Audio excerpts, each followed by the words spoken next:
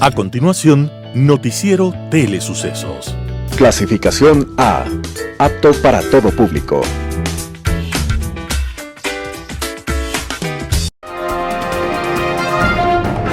En sucesos, un día como hoy.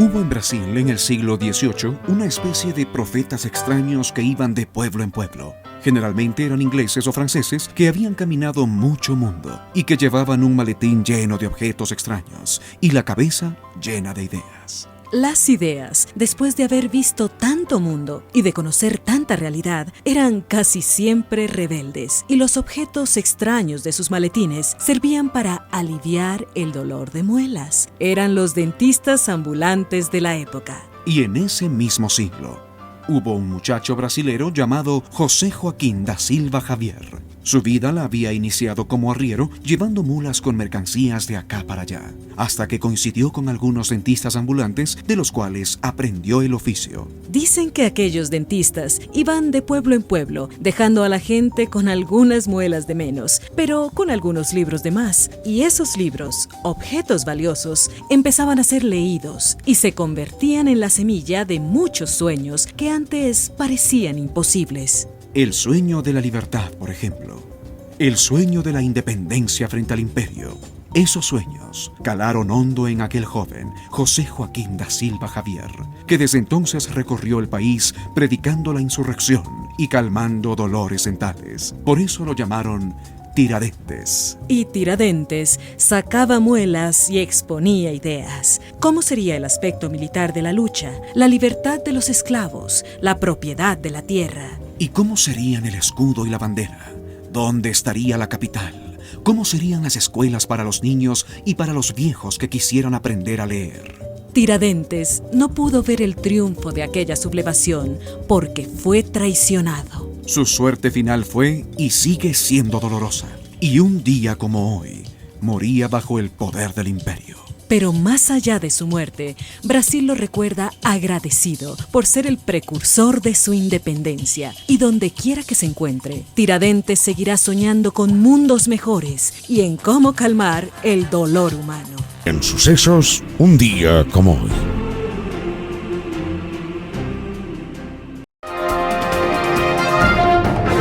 ¿Qué tal, amigos? Bienvenidos a la presente edición de este martes 21 de abril del 2026 del noticiero Telesucesos, el cual ustedes lo ven y lo escuchan desde cualquier parte del mundo a través de la señal 100% digital de www.telesucesos.net, en Facebook Telesucesos Quito y en YouTube Telesucesos HD.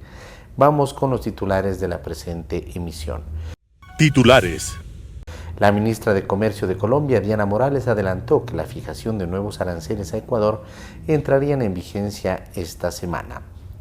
Expertos proponen controles administrativos frente al uso indebido de uniformes de seguridad. Integrantes de la terna para la judicatura presentarán sus planes de trabajo. Concurso para fiscal avanza a calificación de méritos. El próximo 31 de mayo llega la media maratón de Quito 21K. UNICEF y Child Fund proponen enfoque integral para prevenir el reclutamiento de menores de edad. El gobierno de Daniel Noboa ratifica su voluntad de fortalecer la lucha contra la criminalidad en la frontera. El editorial será de León Roldós, Los Contrastes. Tendremos entrevistas con Nicole Bonifaz, consejera del Consejo de Participación y Control Social, acerca del llamamiento a juicio en el caso Ligados. Andrés Campaña, concejal del Distrito Metropolitano de Quito, acerca de la paralización del Metro de Quito. Vamos con el desarrollo de la información. Un noticiero pensado para usted porque se lo merece. Nos acercamos a la realidad desde diferentes perspectivas. Noticiero Telesucesos. Primera parte del noticiero Telesucesos con las noticias más importantes del día.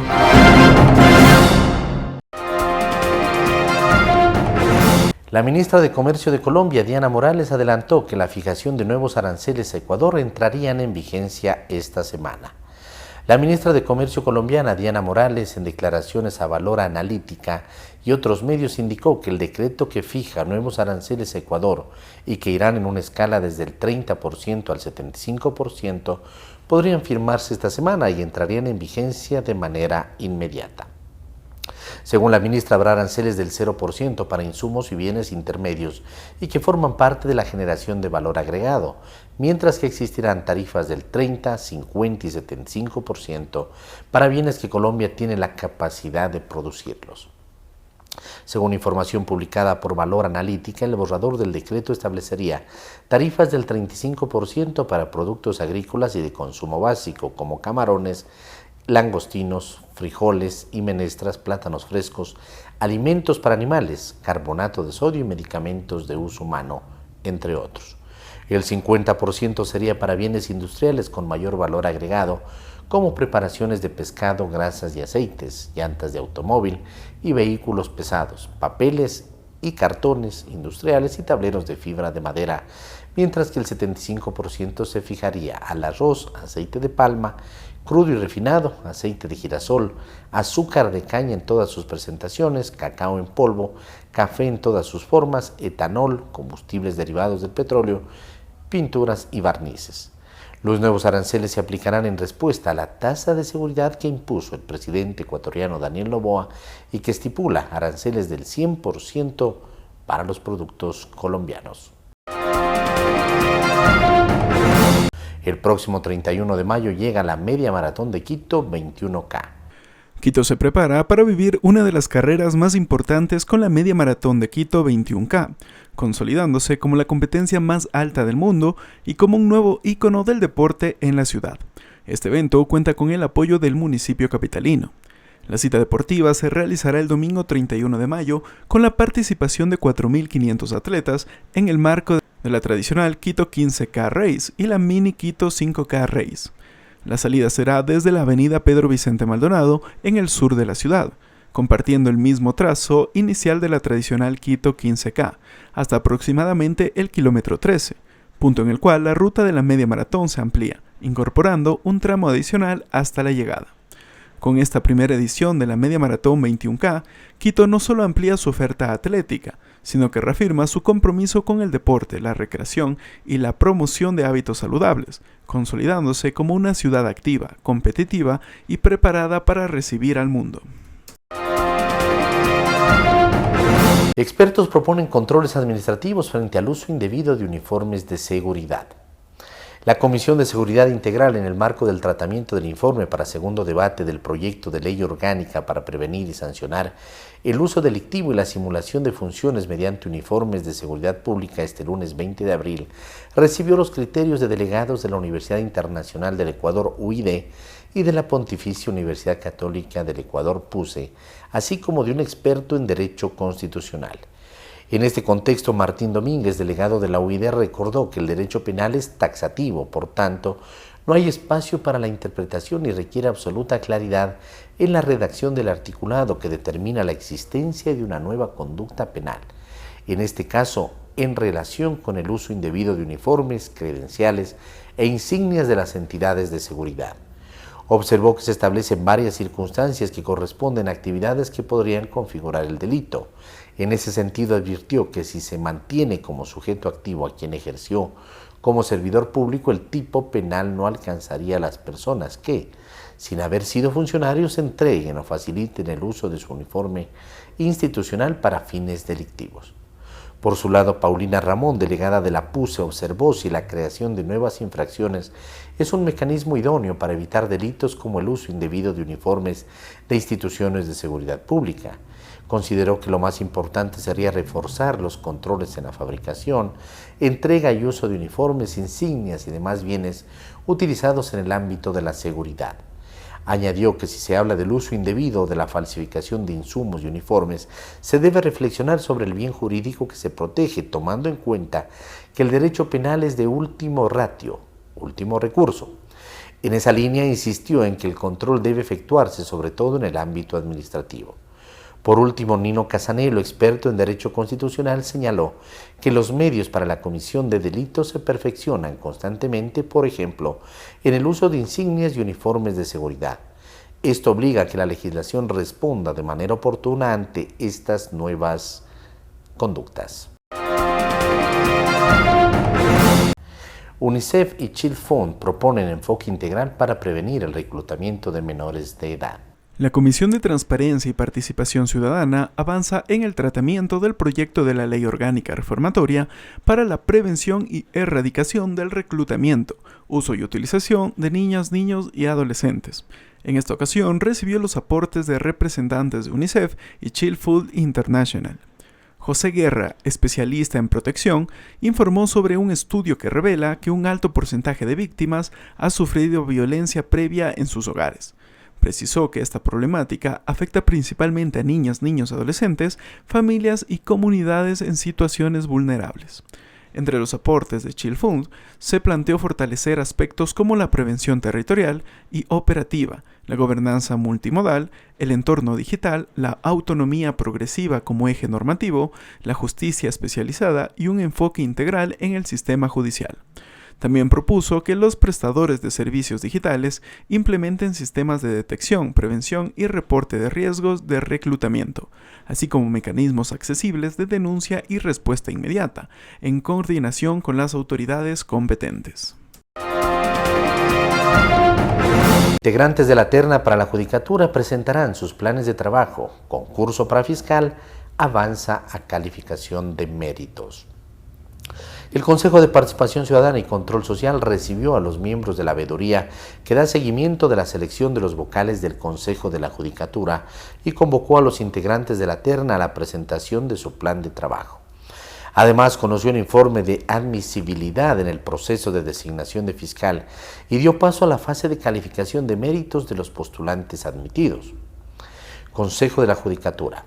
El Pleno del Consejo de Participación y Control Social convocó a audiencia pública el miércoles 22 de abril del 2026 a los integrantes de la terna remitida por la Corte Nacional de Justicia para la designación de los vocales principal y suplente del Consejo de la Judicatura con el fin de que presenten sus planes de trabajo. Los postulantes Mercedes Caicedo Aldaz, Ramón Echaíz Lavallen y Paquita Chiluisa Jácome expondrán sus propuestas de mejora institucional y responderán a las preguntas de los miembros del Pleno. La audiencia será transmitida en tiempo real a través de los canales institucionales. Esta resolución se tomó una vez finalizada la fase de impugnación y presentación ante el Pleno del informe de la coordinadora de la Veeduría Ciudadana, Emma Lara. Se dieron a conocer sus observaciones y se señaló que el proceso de selección se realizó de manera transparente dentro del marco legal y reglamentario. Fiscalía General del Estado. El Pleno del Consejo de Participación y Control Social conoció un informe final de admisibilidad del concurso para la designación de la primera autoridad de la Fiscalía General del Estado, presentado por la Comisión Ciudadana de Selección. Con este procedimiento se inicia la fase de calificación de méritos de los postulantes.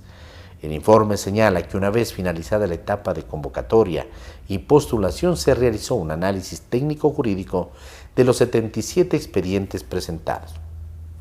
Dentro del plazo establecido se aceptó una reconsideración al informe inicial, por lo que el número final de postulantes admitidos es 28, 9 mujeres y 19 hombres. Para la revisión de méritos, la Comisión Ciudadana de Selección cuenta con el término de 10 días a partir de la notificación de la resolución. El gobierno de Daniel Noboa ratifica su voluntad de fortalecer la lucha contra la criminalidad en la frontera. El presidente de la República, Daniel Noboa Singh, brindó una entrevista en el medio de comunicación colombiano Revista Semana. En este espacio, el mandatario expuso la firme postura de su gobierno de luchar de manera irrestricta contra la inseguridad, el narcotráfico y la delincuencia transnacional organizada, manteniendo apertura al apoyo y la cooperación internacional, pero haciendo respetar la soberanía del Ecuador y el bienestar de los ciudadanos. En este diálogo, el primer mandatario fue enfático al afirmar que las medidas adoptadas por su gobierno para resguardar la zona fronteriza con una tasa de seguridad del 100% tienen el propósito superlativo de resguardar al Ecuador. Frente a esta falta de protección territorial por parte del vecino país, el jefe de Estado indicó que su administración tomó cartas en el asunto, estableciendo una tasa que permite pelear la inversión que hace Ecuador en seguridad. En esta línea, el presidente de la República lamentó la falta de voluntad política por parte de Gustavo Petro para establecer alianzas en beneficio de los pueblos y que conlleve a la administración a tomar medidas drásticas que en este caso debilitan a la industria colombiana, considerando que Ecuador es uno de sus mejores puntos comerciales. Hay lugares que trascienden el tiempo, espacios que no solo se recorren, sino que se recuerdan. En Quito, uno de ellos es Quicentro Shopping. Este año, el centro comercial conmemora más de 4 décadas de historia, consolidándose como un ícono comercial, social y cultural de la ciudad. En el marco de esta conmemoración, el centro comercial presenta una intervención simbólica que redefine su fachada. El tradicional nombre Quicentro será reemplazado temporalmente por 40, en una acción que busca invitar a la ciudad a mirar hacia atrás y reconocer el valor de más de 40 años compartidos.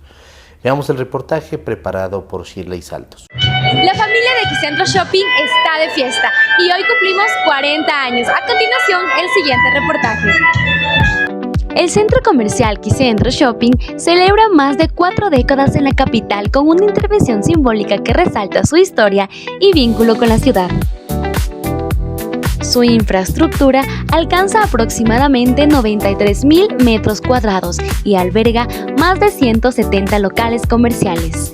Además, cuenta con capacidad para 1.800 vehículos y genera empleo directo para alrededor de 800 personas.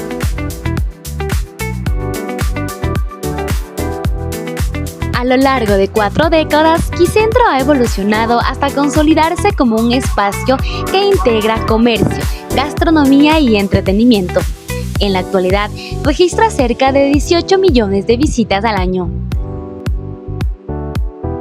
La conmemoración se extenderá durante el año con actividades dirigidas a la comunidad, con el objetivo de reforzar su posicionamiento como un sitio vigente en la vida urbana de la capital.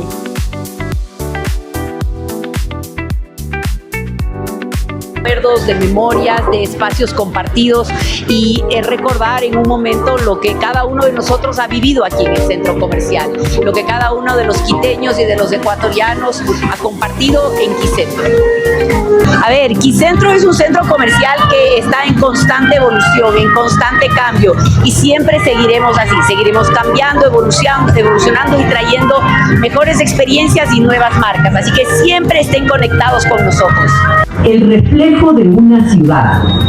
Creció con ella, se transformó con ella, pero sobre todo aprendió de ella. Con esta celebración, Quicentro Shopping reafirma su lugar como ícono vigente en la vida de Quito y como espacio donde las historias siguen ocurriendo. Porque 40 ahora se escribe con Q y así festejamos a cada día que estamos en constante transformación y evolución para los clientes. Para Telesucesos, Shirley Saltos.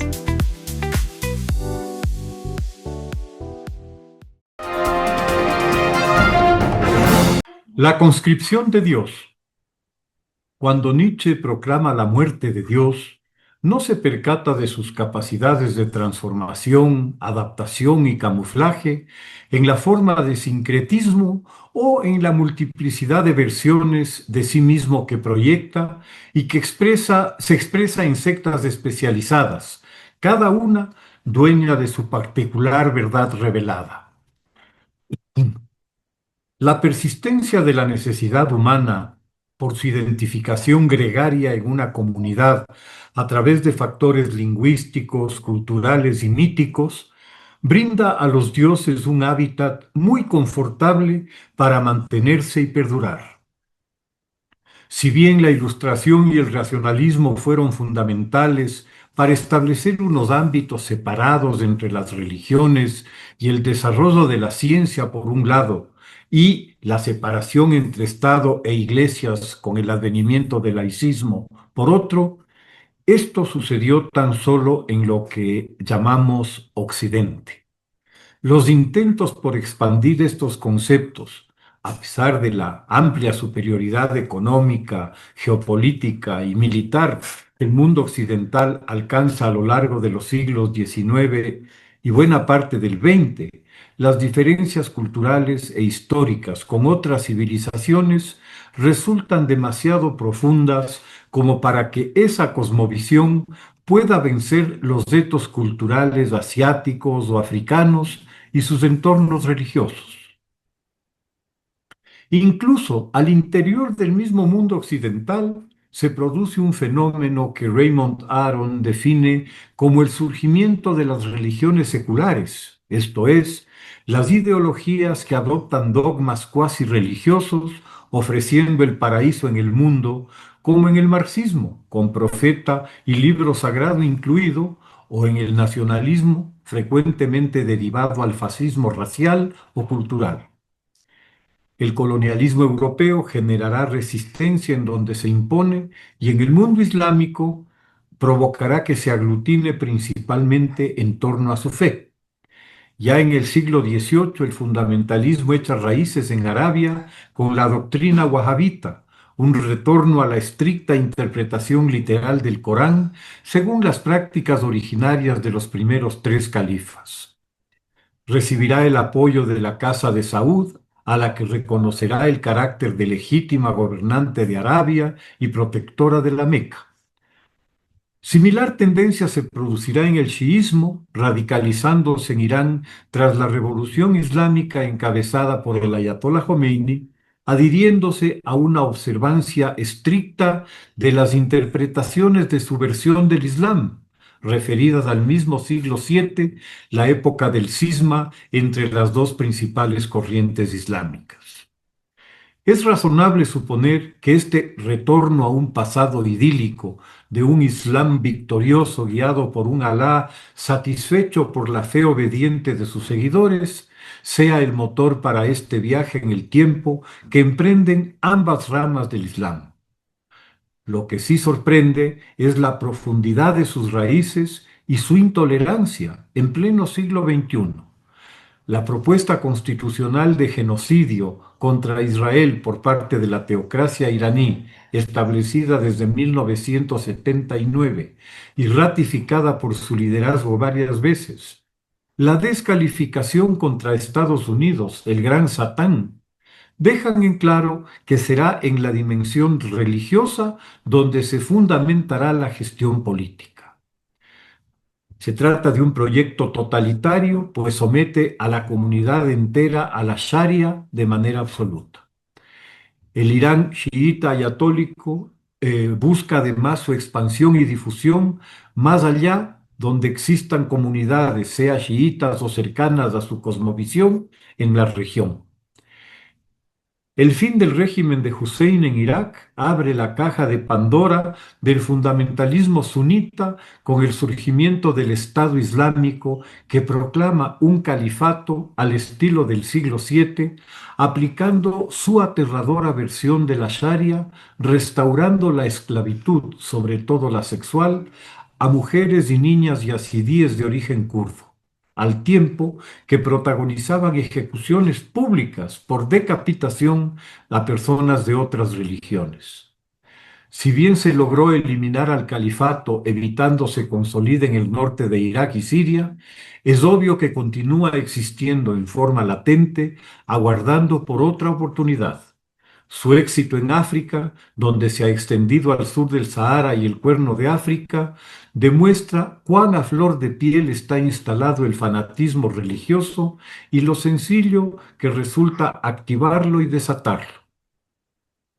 Se habría pensado que en Occidente, donde los ideales de la Ilustración habían cambiado las visiones medievales de la unidad entre Estado e Iglesia, estableciendo el carácter confesional del primero, para alcanzar aquel esencial concepto del Estado laico tras los siglos de guerras religiosas que azotaron a Europa, desde las herejías cátaras y husitas hasta la Reforma, con su corolario terrible de inquisición y persecución a quienes optaran por alguna variante falsa a ojos de la oficial o a quienes se considera herejes o brujos.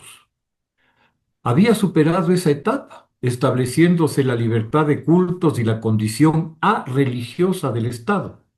Esta sana concepción creció con el predominio de las políticas liberales democráticas en la legislación nacional.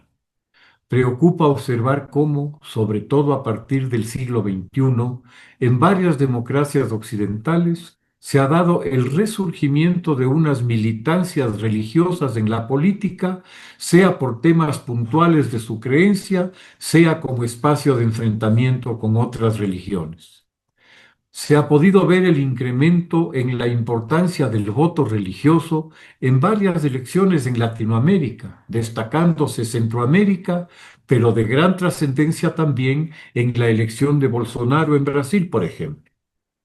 Esta tendencia se ha manifestado marcadamente en la política norteamericana, con pastores dedicados al teleevangelismo político que se han alineado firmemente detrás de Trump al presentarse como un defensor de las posturas más conservadoras y tradicionales del cristianismo. A poco más de 100 años del surgimiento del fundamentalismo cristiano de los años 20, con sus posturas moralistas que desembocaron en la Gran Prohibición, con las consecuencias del crecimiento del crimen organizado, beneficiario principal de una legislación impuesta desde el fanatismo, reaparece para influir significativamente en la política de la principal potencia mundial, al punto que buena parte de los funcionarios más destacados de la administración actual exhiben como credencial principal su calidad de cristianos, sea evangélicos, metodistas o católicos. El secretario de Defensa, Hegseth, que prefiere presentarse como secretario de Guerra, ha proclamado que el conflicto con Irán es nada menos que una cruzada contra el Islam. Y el presidente Trump, en una declaración que lo retrata perfectamente, mezcla una injuria impresentable con una blasfemia final en la que invoca a Alá para amenazar a Irán con el genocidio de una civilización de 5.000 años de antigüedad, para luego disfrazarse de una ofensiva caricatura de Jesús consolando a un enfermo. Ya se había perfilado la instrumentalización de la religión en su papel de ligamento social en la invasión rusa de Ucrania, con Cirilo, el metropolitano de la Iglesia Ortodoxa rusa, en alianza con el poder político, bendiciendo a los soldados rusos que partían al frente con la promesa de perdón anticipado por matar a quienes resistían a la Santa Rusia.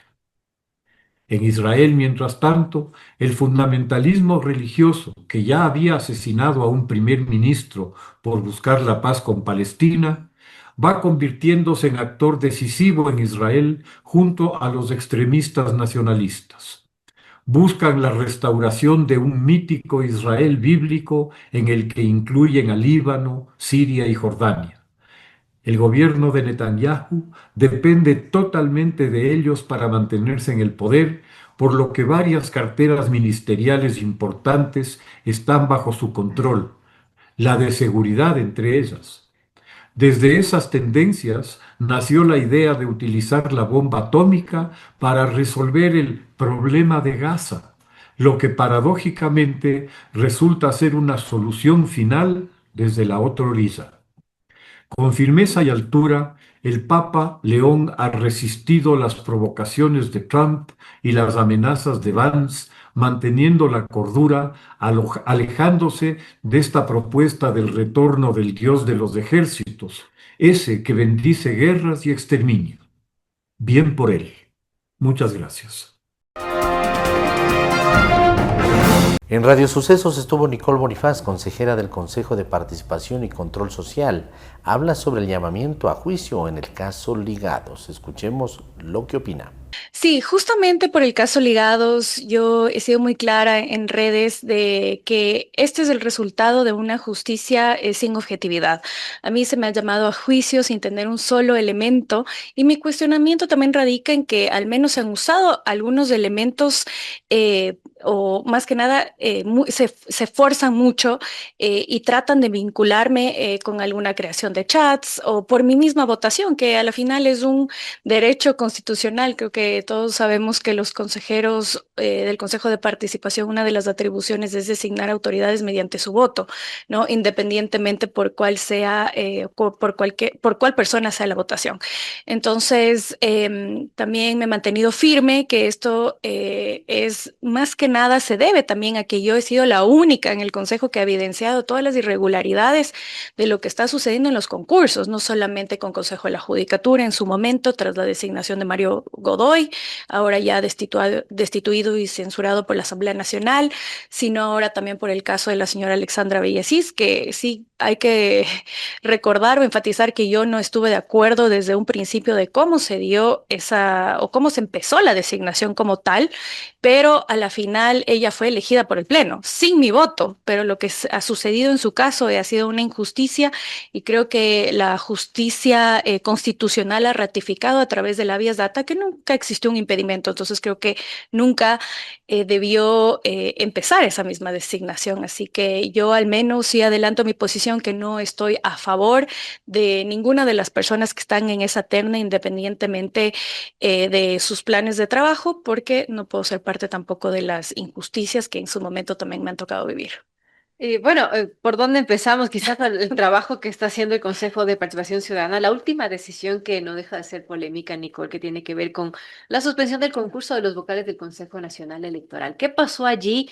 Y bueno, ¿por qué se decide prorrogar aún más a las autoridades?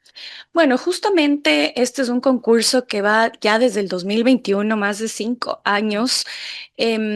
¿Qué sucede aquí? ¿Por qué mi voto también a favor? Porque yo he sido bueno, en su momento la única, ya hay un par de personas más que también se están dando cuenta de lo que sucede en la interna, pero yo he sido muy clara de que al menos estuvo paralizado por 2 años. Nunca en el momento en el cual fui presidenta, estábamos avanzados, teníamos ya un cronograma listo y cuando, claro, me quitan la presidencia, han pasado ya 2 años y ni siquiera hemos avanzado para el examen escrito en un concurso que en verdad solamente faltan 2 meses. Así que he sido muy crítica de qué sucede en este concurso. Pero claro, ahora la Comisión Ciudadana de Selección lo que hace es atribuirse funciones que no le competen. Eso es la comisión técnica. Entonces, ¿por qué el voto a favor? Porque ellos están contraveniendo lo que dice nuestro artículo 35, que el equipo técnico, que es un delegado de cada consejero, debe ser la persona que califique y que haga el sorteo también de los catedráticos. Eso no ha hecho la Comisión Ciudadana de Selección. No sé qué intereses tendrán ahí también, entonces sí es bastante cuestionable.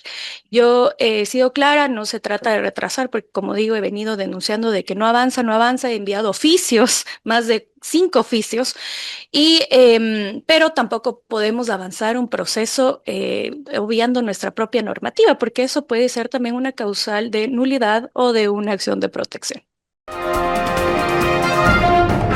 En Impacto Informativo estuvo Andrés Campaña, concejal del Distrito Metropolitano de Quito. Habla de la paralización del Metro de Quito. Vamos con la nota. Es lamentable que la mayor obra de inversión de modernidad de Quito y del país hoy haya tenido que suspender sus operaciones. Más lamentable aún son las respuestas del alcalde Pavel Muñoz, totalmente irresponsables, al afirmar que posiblemente es un sabotaje. Es lo que él dijo, que probablemente se trate de un sabotaje y por eso lo envió al gerente del metro a que vaya a la fiscalía a colocar una demanda. Es totalmente irresponsable las declaraciones del alcalde Pavel Muñoz, porque la situación, los problemas del metro de Quito, yo personalmente he tenido la oportunidad a través de este medio de comunicación de señalar varias oportunidades, las dificultades que atraviesa Metro de Quito. Y en el caso específico, hoy hubo un problema en el sistema de telecomunicaciones. Y yo quiero recordarle a usted, querido Edgar, y también quiero recordarle a la ciudadanía que nos está escuchando, de que en el mes de junio del 2025, Motorola, la empresa fabricante del software y del hardware del sistema de telecomunicaciones, ya advertía textualmente el riesgo de que todo el sistema de transporte de Metro de Quito tenga interrupciones o deje de operar completamente es extremadamente alto. Luego de un proceso de fiscalización, de investigación, de trabajo de mi equipo y mi persona, nosotros en el mes de agosto accedimos a esta comunicación y en el mes de agosto expusimos en el Consejo Metropolitano que el tema se ha tratado. Lastimosamente, como ya suele ser costumbre, no tuvimos los votos para exponer nuestras preocupaciones. Eso no limitó de que ante la opinión pública expresemos esas preocupaciones. Y la respuesta del alcalde fue, primero, criticarnos, ponernos calificativos.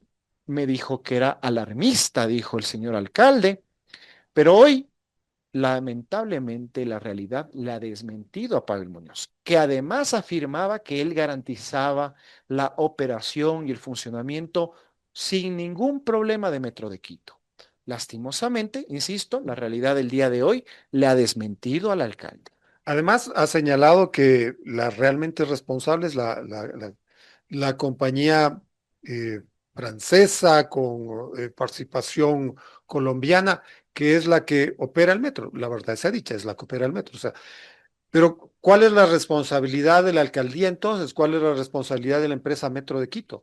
Es la más alta responsabilidad, porque ellos conocían la situación del sistema de telecomunicaciones y no hicieron absolutamente nada. Tanto es así que el principal contrato de mantenimiento preventivo correctivo, que tiene que ver con la infraestructura, superestructura, sistemas electromecánicos y sistema de telecomunicaciones, recién, tras 2 años y medio, en su tercer intento, la semana pasada acaba de ser adjudicado y está previsto... Por 62 millones. Por 63 millones de dólares. Y está previsto que en esta semana firmen recién el contrato de mantenimiento. Metro de Quito ha funcionado 2 años y medio sin el principal servicio de mantenimiento preventivo correctivo. Pero ahí no queda todo, mi querido Edgar. Y asimismo voy a dejar sentado en esta oportunidad que tenemos de igual forma el informe de CAF. CAF es la empresa fabricante de los 18 trenes de Metro de Quito. Y CAF hoy en día se encarga del mantenimiento de los 18 trenes del Metro de Quito. Aquí tengo 2 informes, el uno de este mes de abril, 4 de abril, y el otro del mes de enero, fecha 4 de febrero. En febrero anunciaba CAF que el mal estado de las rieles del Metro de Quito han generado un desgaste anormal, inusual, textualmente, de las ruedas del Metro de Quito. Por tanto, recomienda CAF la necesidad de cambiar, de adquirir 864 nuevas ruedas para los 18 trenes del Metro de Quito. Entiendo que le harán caso a ese informe, ¿no? Esperemos, porque informes ha habido varios. Había varios Pero informes. no los han tomado, no se han tomado en cuenta. Recuerde que había un informe que señalaba que hasta mediados del año pasado había que amolar, perfilar las rieles del Metro de Quito y que recién lo hicieron en estos precisos días.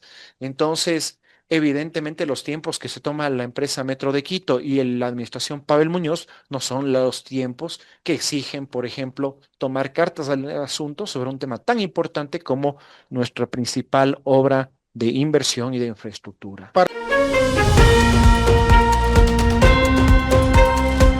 Los contrastes, editorial de León Roldós, publicado en El Universo. Son múltiples las circunstancias en que pueden darse contrastes. El ex vicepresidente de la República, Eduardo Peña Triviño, en su columna del pasado viernes 17 de abril, evidenció el contraste entre los servicios del Ministerio de Salud y del IES, estos pagados con aportes de los afiliados, frente a los de las entidades autónomas como Solca y la Junta de Beneficencia de Guayaquil, en que la atención en los primeros, Estado e IDES, pueden llegar a ser de contagio, de agravamientos y de muerte por carencias de lo esencial, por protocolos y tarifarios obsoletos, por entornos que deberían motivar a la autoridad sanitaria a actuar, por ser de desaseo e ineficiencias. Solca, en cambio, inclusive tiene prestigio regional. Los solo discursos de negar las circunstancias reales que se dan y la publicidad oficial que se produce pierden credibilidad si en los hechos no se dan las rectificaciones. En un futuro no tan remoto podría haber glosasificación de otras responsabilidades. Un gobierno no debe caer en el error de privilegiar posiciones defensivas y ofensivas, sino privilegiar los correctivos, algunos de solo control, seguimiento y mantenimiento. Señalo lo dicho sin ignorar que hay mafias que torpedearán los correctivos a las que debe enfrentarse. También vale aclarar que son problemas que se arrastran. Lo errado es decir que se los está solucionando, sin evidenciarlo y amenazar sancionar a quien no los oculta. En otro orden de cosas, en los Estados Unidos siguen las redadas contra los migrantes. Se llega a acuerdos con países africanos con bajo desarrollo humano e índices de violencia para que con un pago mínimo se envíe allá, aún dividiendo a las familias, a ecuatorianos y otros latinoamericanos. En resumen, África será el vertedero de los Estados Unidos para migrantes a expulsar. En contraste, España inicia un proceso de legalización de migrantes que no será perfecto, pero va en vía contraria a suponer delincuente a todo migrante. El Papa León XIV criticó el pasado 16 de abril a gobernantes que gastan miles de millones en guerras. Afirmó que el mundo está siendo asolado por un puñado de tiranos y señaló que inclusive han manipulado el mismísimo nombre de Dios en su propio beneficio. No hay mención de Donald Trump aun cuando éste formuló una crítica desbordada contra el pontífice, después de que éste criticara la operación militar conjunta de Estados Unidos e Israel en Irán, refiriéndose a la amenaza de Trump de acabar con toda una civilización si Irán no accedía a las exigencias de Estados Unidos para poner fin a la guerra y abrir el estrecho de Hormuz. Sobre las críticas a la represión contra los inmigrantes, Trump señaló: León debería actuar a la altura de su cargo como Papa. Ese mismo jueves 16 de abril el mandatario señaló que el Papa León XIV podía decir lo que quisiera sobre asuntos internacionales, pero que debía comprender la realidad de un mundo cruel, señalando que debía preferir reducirse a lo moral y teológico.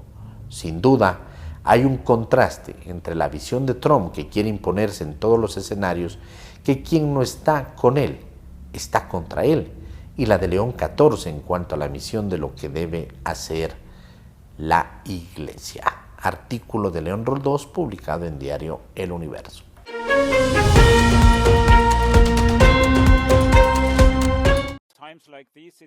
El ministro de Exteriores de Noruega, Espen Barth Eide, responde a las críticas del presidente Donald Trump sobre la falta de apoyo europeo en el conflicto con Irán. Invitado del programa Europe Today, Espen Barth Eide, titular de la cartera de Exteriores de Noruega, contesta así a las críticas de Donald Trump contra los aliados del otro lado del Atlántico. But NATO is a defensive alliance, it's not an attack alliance. However, many NATO countries, including my own Norway, is now dedicated to work on making sure that the Hormuz Strait is open and remains open, not as NATO, but as in the context of a broad coalition of interested parties who are third parties to the conflict, who are not fighting with either side, but who have a shared interest in protecting the principle of freedom of navigation at sea. So NATO countries are doing something, but it's not as party to a conflict. El noruego Espen Barth Eide argumentó que, a diferencia de intervenciones pasadas como las de los Balcanes durante la década de 1990, en esta ocasión no había habido preparación previa ni consenso dentro de la alianza. Eide considera que pese a que Estados Unidos e Irán podrían querer acabar el conflicto, están muy alejados y las negociaciones se complican por posturas opuestas.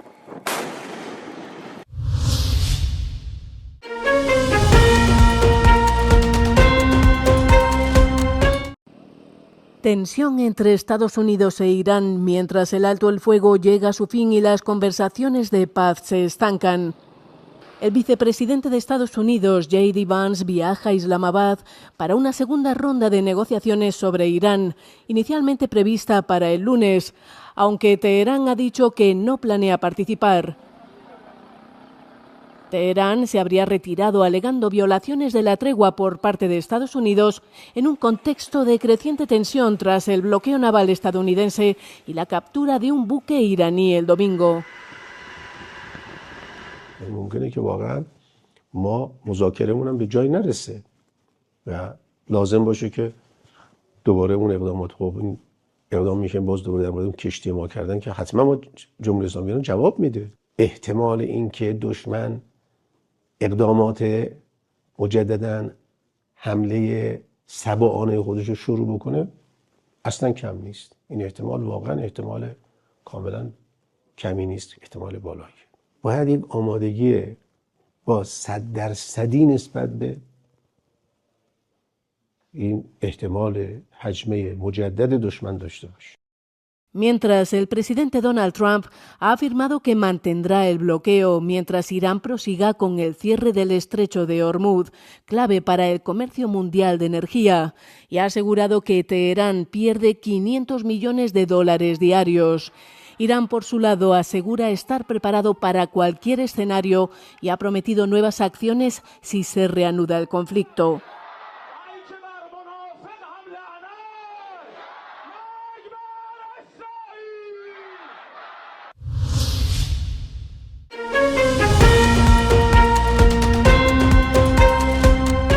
Dos policías de Kiev se enfrentan a cargos por huir del tiroteo ocurrido el pasado sábado sin intervenir. Las autoridades ucranianas han iniciado procedimientos contra los agentes tras verificar las imágenes de las cámaras de vigilancia que muestran cómo huyeron del lugar del tiroteo que dejó 6 muertos y más de una decena de heridos, varios de ellos graves. Екіпаж патрульних прибув на виклик про стрілянину та побачив, що відбувається, бачив поранених, бачив дитину та інших звичайних людей на місці події. Патрульні повинні були зробити все, щоб зупинити вбивцю, але втекли. Повинна бути відповідальність. El sábado por la tarde, un hombre armado abrió fuego contra los transeúntes en un concurrido distrito del centro de Kiev, cerca de un centro comercial, provocando una masacre. El agresor huyó a una tienda de comestibles cercana donde tomó rehenes y se atrincheró en el interior. Tras un breve tiroteo fue abatido por la policía, que aún no ha identificado al agresor. El autor de los disparos, de 58 años, nació en Rusia, pero llevaba mucho tiempo viviendo en Ucrania. La investigación aún no ha revelado las posibles motivaciones del agresor.